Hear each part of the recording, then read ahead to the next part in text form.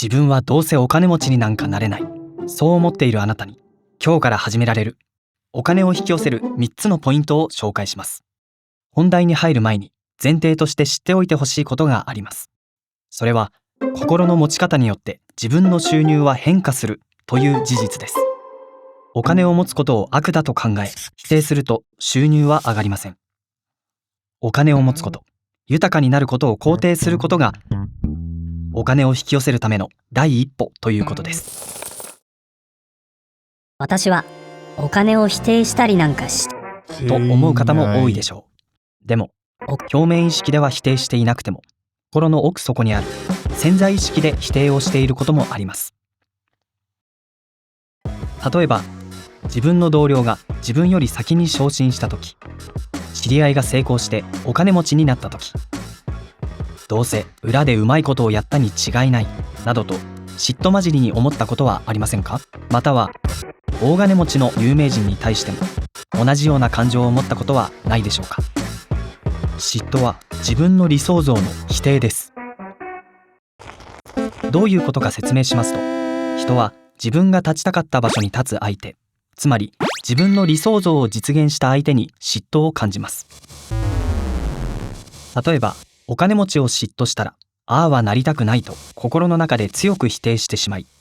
結局は自分がお金持ちの道から遠ざかってしまうのです。もし嫉妬心が自分の中にあると分かったら、相手を祝福できるように努力してみてください。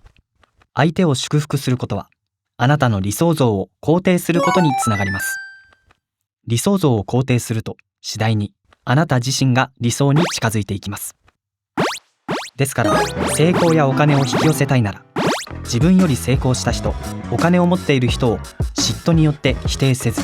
祝福によって肯定することです。この考えを踏まえた上で、これから紹介する3つのポイントを実践すれば、あなたもお金を引き寄せることが可能となります。それでは早速、お金を引き寄せるための3つのポイントを紹介します。1、節約・倹約・無駄遣いを減らす。2、お金はその使い方を知っている人のところに集まる。3、与えるものは与えられる。一つずつ詳しく見ていきましょう。一つ目は、節約・倹約・無駄遣いを減らす。言われなくてもわかるよという方も多いかと思いますが、バケツに穴が開いていたら水がたまらないように、お金を引き寄せるための土台作りとして、これは大切なポイントです。最近では、クレジットカードや電子マネーなどによって、どこまでがその月の支出なのかが分かりづらくなっていますが、単純な心理として、収入より支出が少なければお金は貯まります。自分や家族の月給の範囲内で一定の額を貯蓄に回してみましょう。貯蓄によって一財産を築いた本田清六という方がいます。この方は東大の教授でありながら、税務署から所得ナンバーワンで表彰されるほどの高額所得者となった方です。本田博士が高額所得者となったのは、4分の1天引き法を徹底して実践していたからです。これはその名の通り、収入の4分の1を貯蓄に回すという手法です。4分の1というと、手取りが20万であれば5万円です。収入によって個人差は出るため、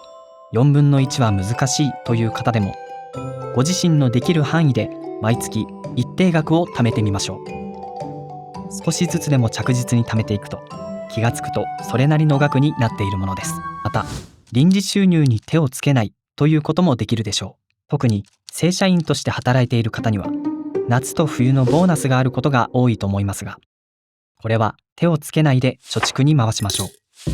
今月はボーナスがあるから少し贅沢をしようとか、ボーナスを当てにして先に大きな買い物をするのではなく、どうしても必要な場合以外は、ボーナスは最初からないものとして考える姿勢が大切です。注意点として、節約をすることは決してケチになるということではありません。収入の範囲内で節度を持ってお金を使うということです。2つ目のポイントは、お金はその使い方を知っている人のところに集まるという法則です。お金を引き寄せるためには、そのお金を何に使うかを明確にする必要があります。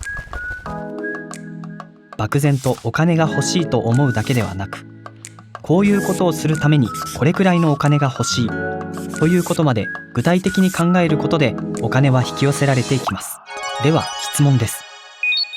もし収入が今の10倍になったとしたら、そのお金を何に使いますか？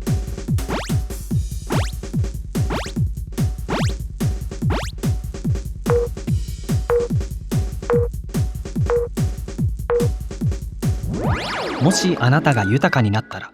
収入が今の10倍になったとしたら、時折自分にこう問いかけてみてください。この問いはあなた自身の人生計画にもつながっていくもので、あなた自身の人生のビジョンを明確にすることでもあります。例えば、子供を大学に行かせたい、マイホームを建てたい、自分のお店が欲しい、将来海外で働きたいのでその準備のためにお金を使いたいなど、使い道がはっきりすると人はそれに向けて着実にお金を貯めていきますし、収入を増やす道を考え始めます。またお金は日本中世界中にあふれていて、良い使い道があるというアイデアを持っている人のところに自然と流れていきます。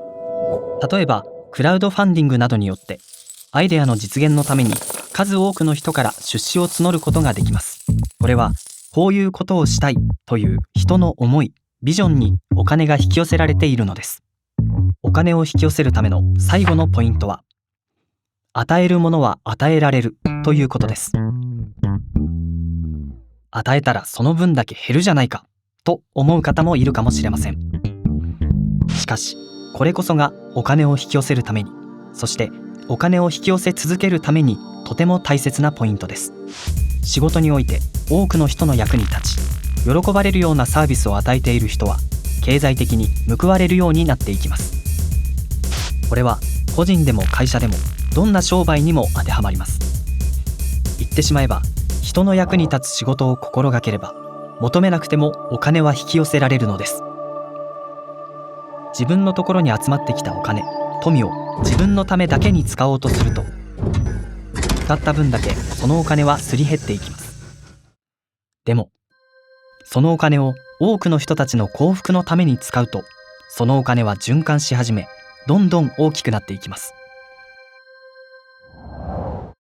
アメリカの自動車王ヘンリー・フォードを例に挙げてみましょう。彼が成功した理由は、誰もが自動車に乗れるようにし、人々の暮らしを良くしたいと願い続けたからです。当時自動車は高級品で、鉄道は通っていたものの、多くの人たちにとっての移動手段は荷馬車だけでした。自動車を普及させ、人々の暮らしを良くしたいという彼の願いは T 型フォードによって実現します。安くて丈夫な T 型フォードは爆発的な人気を呼び、一時期はアメリカ国内シェアの 55% にまで達しました。人々の暮らしを良くしたいというヘンリー・フォードの願いが彼を自動車王と呼ばれるまでにしていったのです。これがまさしく与えるものは与えられるということなのです。より分かりやすく言えば、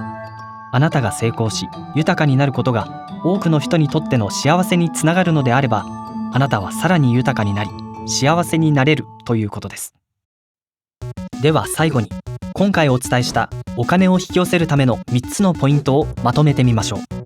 まず1番目に、節度あるお金の使い方をすること。2番目に、お金の使い方を明確化すること。3番目は、集まったお金を人々のために使おうという気持ちを持っていること。いかがでしたでしょうか。